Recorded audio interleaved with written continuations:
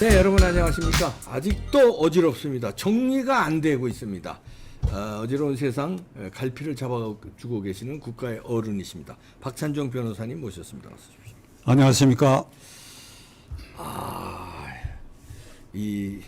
이재명이 아직도 저렇게 설치고 돌아다니고 뭐가 다 나오는데도 계속 저 야당 대표 행세를 하니까 국민들은 답답해 미칩니다. 지금 다 나오는데도 이화영이까지 다 나왔습니다. 이제 부럽고요.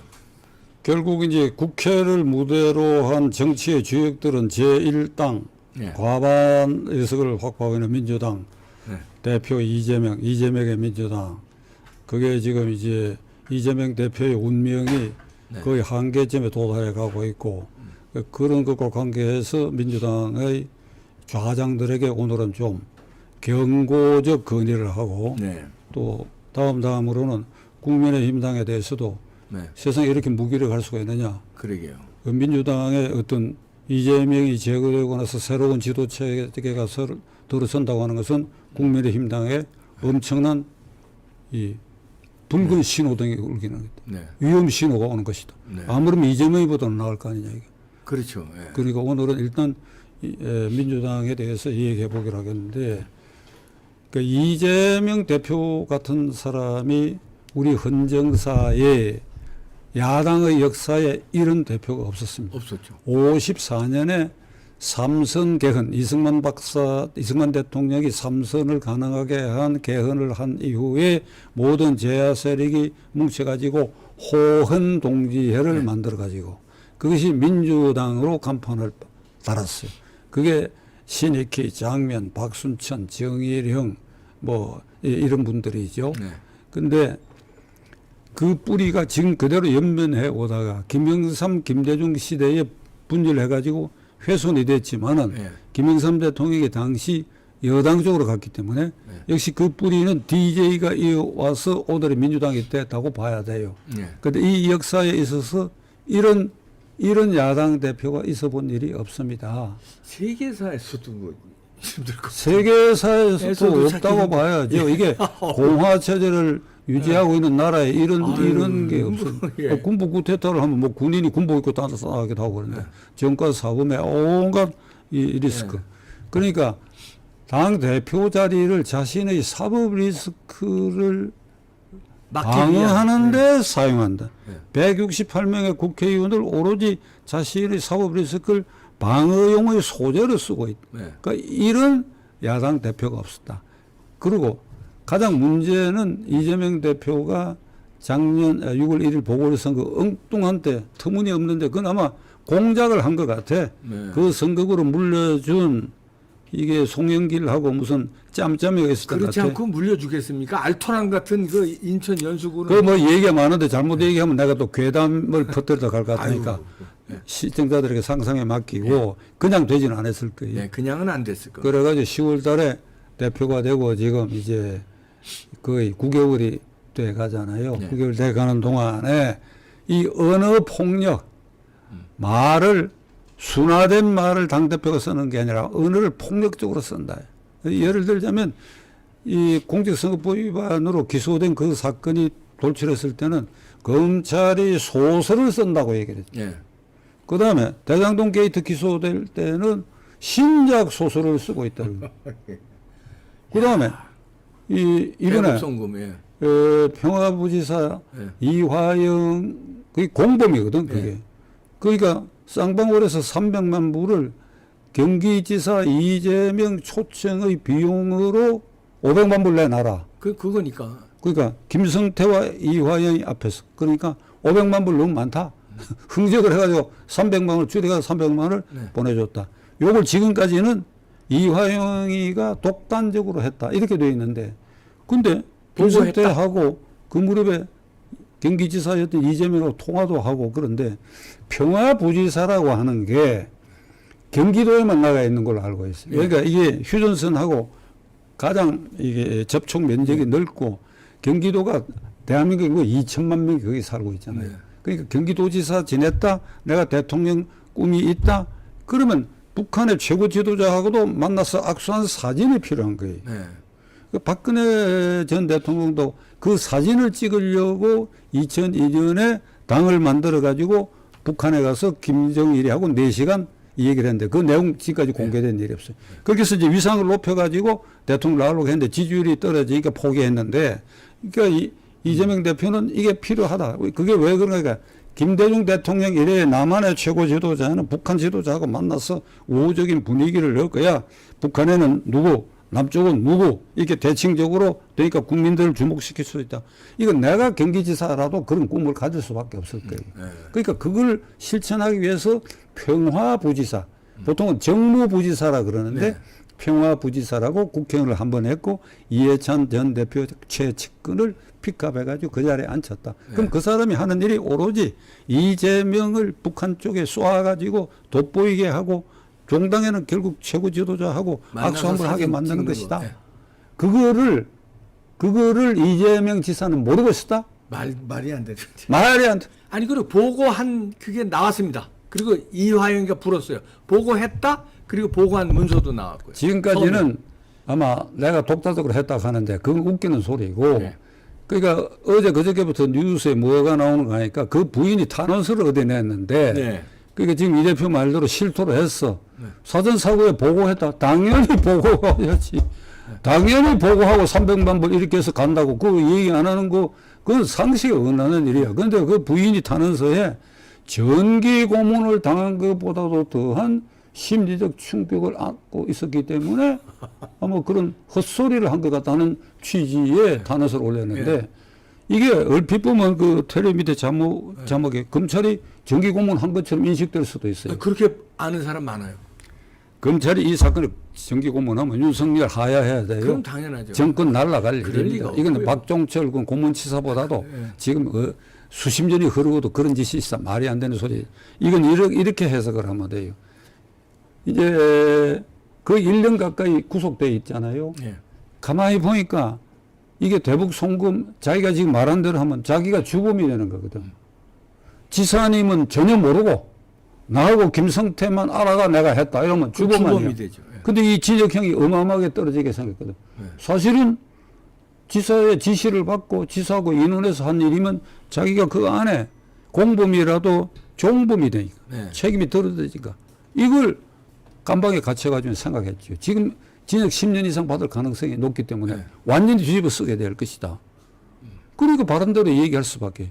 심리적 압박이라 한다면 그 점이 심지어 스스로 압박을 받는 거예요. 네. 이걸 내가 통째로 뒤집어 써서 장기형을 그냥 받고 이재명 지사를 풀어줄 것이냐. 아니지. 그렇게 할 수가 없지. 김성태가 두 눈을 부릅뜨고 이 지사 관련 부분을 진술하고 있으니까. 그러니까 이제 자기 혼자 우겨서 될 일도 아니고. 그러니까 이화영의 그런 진술이 나와가지고 네. 모르긴 해도 민주당 국회의원들 속내도 이제 비틀어져 있으라고 나는 생각합니다. 이재명은 끝났다 이런 생각이 들겠죠 이제. 그런데 이재명과 관련된 이 재판, 이번에 이화영의 이런 정직한 사실에 부합하는 진술 이런 과정을 보면 초등학교 3, 4학년짜리들이 담임 선생님이 지시한 대로 모의 재판을 하고 있는 것 같아요. 모의 재판. 그러니까 초등학생들이 초등학생 3, 4학년짜리들이 네. 여기 판사 재판장이다. 네. 여기 검사다. 여기 변호인하고 재판받는 사람이다. 요래 가지고 티끌태끌 하는데 소꿉놀이 하듯이 이제 검사가 이쪽에 이재명 보고 말이지 이 300만 불 받는 거 몰랐느냐? 몰랐다. 그러면 이화영 보고 이 지사가 몰랐느냐? 몰랐다. 참말이냐? 이게 애를 장난하는 것 같아요. 시청자 여러분, 이 재판은 상식입니다. 네. 이게 스토리를 딱 들으면 그 평화부지사 자리가 이재명에서 자리인데. 존재하고 북한과의 접촉에서 존재하고 북한에 초청받는 것이 최종 목표고 쌍방울은 그래놓고 뒤로 북한하고 사업에서 이득을 보려고 하는 그 이제 이득 챙기는 게 그는 쌍방울의 속셈이고 일단 이재명을 띄워가지고 북한에 보내야 그 후속 사업도 될 거 아니에요. 네.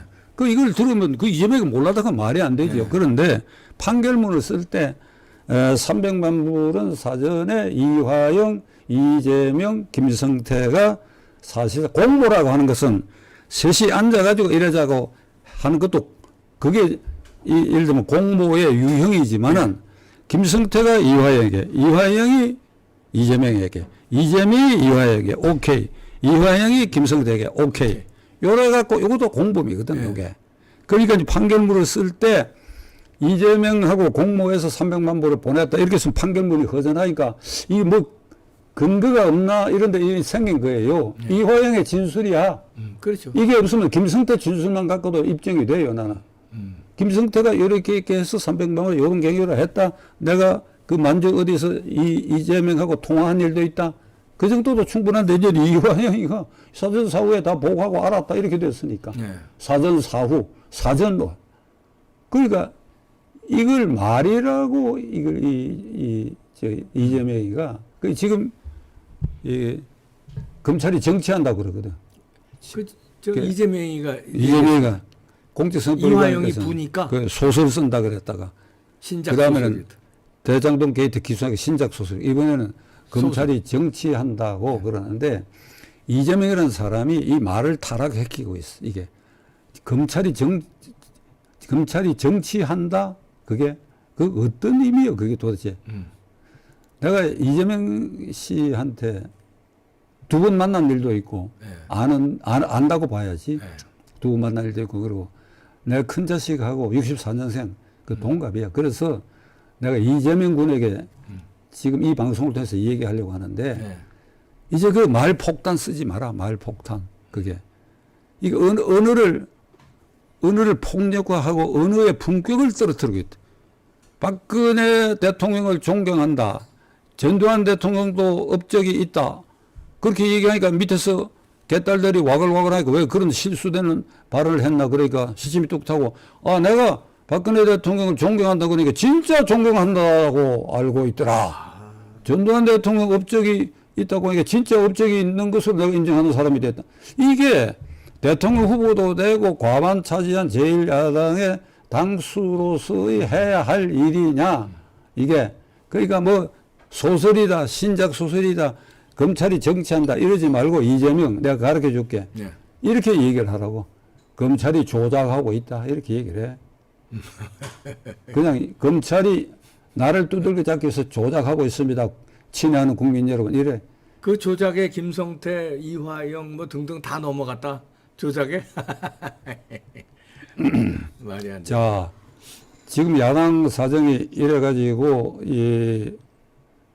매일 뉴스에 이재명 관련돼 가지고 사법 리스크와 관련된 그거 외에는 야당에 대해서 그 거리가 없잖아요. 그러니까 이걸 모면하기 위해서 후쿠시마 이것도 침수봉대하고 두들겨 패고 뭐 양평 고속도로도 두들겨 패고 온갖 걸 다 이걸 감추고 약화시키기 위해서 이렇게 이제 퍼부어 가지고 이 정치를 완전히 황폐화하고 대화와 타협이라는 건 없어져 버리고 국회의원들을 완전히 공천볼모로 하고 이게 이 민주당 소속 이 친명계 친 이재명계가 지금 현상적으로 다수인 것 같은데 이재명이 감옥 가더라도 공천권을 행사할 것이다.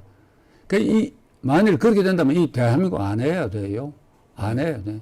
의회제도를 없애버려야 돼. 없애는 방법이 헌법적 절차가 없으니까 문제인데 그러니까 이런 의회를 유지할 필요 그런 야당을 유지시켜가지고 이런 이재명이가 감옥에서 공천권을 행사한다. 이거 말이 안 되는 소리죠. 자 이런데 그러면 어찌해야 되느냐. 방법이 없습니까? 저는 이낙연 전 대표 이재명과 경쟁해가지고 최종적으로 당원 투표에서 0. 몇 % 차이로 떨어졌지. 1%도 아닙니다. 그게 윤석열, 이재명 득표율 차이, 요런 차이로 당대표를 놓쳤고. 그 나중에 4.4.5입 했어요, 또. 그렇게 되는데. 과반이 안 되면 결선 투표 가기로 돼 있는데 과반을 만들려고 4.4.5입을 해서 과반이 됐다고 한 겁니다. 그래서 결선 투표 안 가고 이재명이 대선 후보가 된 거예요. 그래서 그러니까 아슬아슬하게. 이제 거기까지 갔는데 지금 이 민주당을 정리하는 거 쇄신위원회 만들어가 지금 장난하고 있잖아요. 뭐 정리가 안 되고 쇄신위원회. 부체포 특권을 결의하라 그러니까 안 하잖아요. 조건을 붙였어. 정당한 영장 청구에 대해서는 불체포 특권을 행사하지만은 얍삽한 정당하지 못한 검찰의 영장 청구는 불체포 특권을 행사한다. 원내대표 박광훈 그렇게 대답하니까 야당 국 기자들이 질문했어. 정당한지 안 한지 누가 판단하냐? 여론이 판단한다. 개딸이 판단한다. 정당한지 안 한지 판단은 법원이 하는 거예요. 그렇죠. 그러니까 공청 불체포 특권을 내려놓겠다는 뜻은 표결에 붙이지 마라. 내가 걸어가서 판사 앞에서 내 무고함을 밝히고 거기서 내가 살아오겠다. 그래서 불체포 특권 포기는 그걸 말하는 건데 정당한 영장 청구 그거를 지구 마음대로 판단. 그러니까 이게 쇄신의 의지도 없고 이게 이재명의 입김이 이제 있고 이번에 이제 쌍방울 300만 불 그거는 아마 빠른 시일 안에 영장 청구될 겁니다. 예. 그러니까 이게 어떻게 나올지 이제 두고 볼 관심사인데 자 그런 거 다 떠나서 지금 당장 이 민주당을 근본적 쇄신은 이재명을 털어내는 거예요. 그게 쇄신인데 그거 할 수 있겠습니까? 쇄신. 이재명 털어내고 비상대책위가 됐건 조기전당됐건 새로운 지도체제인데 이걸 지금 이래 나오면 계속 이런 식으로 표류 방황하고 이재명에게 계속 기회를 주고 그래야 국민은 계속 짜증이 쌓이는 이 사태가 장기화될 가능성이 있으니까 지금 이걸 차단하고 이재명을 퇴출시키는 전략의 모델을 내가 네. 민주당이 제시하려고. 알려주십시오. 예. 1. 사람으로는 이낙연이야. 이낙연 전 대표가 나서서 직격을 해. 이재명 대표 물러서라. 물러서라. 이러한 이유 때문에 물러서야 된다. 이래놓고 국회의원들을 모아가 설득하고 지금 국회의원 가운데 이상민, 조응천 이거는 공개적으로 서른도 뭐 그랬고요. 뭐 그러니까 몇 명 되죠. 예. 속내로는 굉장히 많을 것 같아. 그러나 겉으로 드러난 건 한 서너 명이고 김혜영 부산 출신 전 의원이요. 국회의원 최고위원 이게 아주 공개적으로 얘기하거든. 이걸 드러내야 된다고 하니까 그러니까 넌 나가라. 그러면서 그런 국회의원들 모으고 그리고 국회의원들 전부 모아가지고 내가 왜 이렇게 얘기하는지를 그 당위성에 대해서 자기 나름대로 설명을 해야 돼. 네. 그런데 그걸 하려고 그러면 조건이 있어. 네. 그 전제 조건이 이제 문제인데 전제 조건이 뭔가 하면 왜냐 개딸들 난리치고 이럴 테니까. 예. 개딸들이 이낙연 벼른다는 거 아니에요. 뭘 네. 벼른다는 게 뭔지 몽둥이라고 두들겨 팬다 소리인지 벼른다는 거 아니에요. 그러니까 전제 조건이 뭡니까? 전제 조건이 뭔가 하면 저는 이 시간 이후에 당대표나 민주당 대통령 후보 경선에 안 나갑니다. 제야 인사로 돌아갑니다. 이제 더 이상 당직이나 대통령직에 대해서 욕심이 없습니다. 현직은 안 맡겠다. 당직도 안 맡고 당대표직에 도전도 안 하고 대권도 안 하고. 대권 도전도 안 하고 그냥 평당원으로 돌아갑니다. 그러니까 민주당을 수호하는 야인으로 돌아가는데 마지막으로 민주당을 사랑하기 때문에 내가 정계 은퇴하지만 이재명은 안 된다. 논개로 끌어내리는 거네요. 이낙연 씨는 국회의원도 3번 했고 이 지사도 아마 3번 했었고 총리도 했고 당대표 했고 대통령 후보도 했는데 안 됐고 안 해본 것은 대통령 후보만 안 해봤거든. 아, 대통령만 안 했죠. 그러니까 대통령만 안 했고 대통령 후보만 안 해봤거든. 예. 그 외에는 다 해봤. 그 외에 해본 거 이게 국회의원 3번, 지사 3번, 총리, 당대표 할 건 다 했죠. 제1야당의 후보 경선에 나가고 이게 보통 사람에게 기회가 주어지는 거 아니에요. 그렇죠. 예. 그것으로 나는 국민의 은혜와 당원의 격려와 사랑을 받았다. 나는 그 은혜를 갚기 위해서 이번에 모든 걸 내려놓고 이재명 대표에게 말한다. 이래야 된다고. 이래야. 설득력이 있네요. 그러면 힘이 있네. 그러면. 근데 그렇게 할 사람이 아닐 것 같은데요. 지금 이 대표 말씀하신 대로 그럴 위인이 분이 되는 못 된다. 예. 좀 이렇게 존칭을 써줘야지. 그럴 사람이 아니다가 아니고 그렇게 할 수 있겠느냐 이렇게. 저도 이 말 하면서 그런 생각이 들어요. 예. 이낙연 대표가 기자 시절부터 뭐 저도 잘 안다고까지는 할 수 없어도 자주 접촉했으니까 그런데 공직 생활을 할 때 특징이 별명이 있더라고. 예. 이낙연의 별명은 이엄중. 엄중. 그러니까 무슨 일이 생기면 엄중히 보고 있습니다.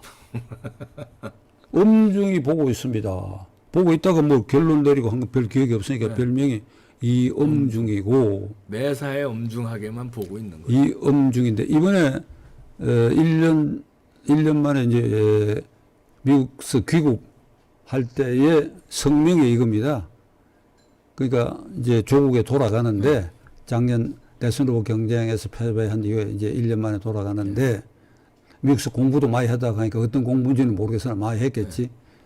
돌아가는데 국가를 위해서 아니 국민을 위해서 내가 무엇을 해야 하는지 거기에 헌신하겠다. 국민이 그 말이 이 사람 말이 원래 엄중하다는 말을 자주 쓰는 그러니까 이게 모호한데 국민의 삶을 위해서 그러니까 국민의 삶을 뭐 이렇게 좋게 한다는 뜻이지 국민의 삶을 위해서 내가 모든 것을 바치겠다.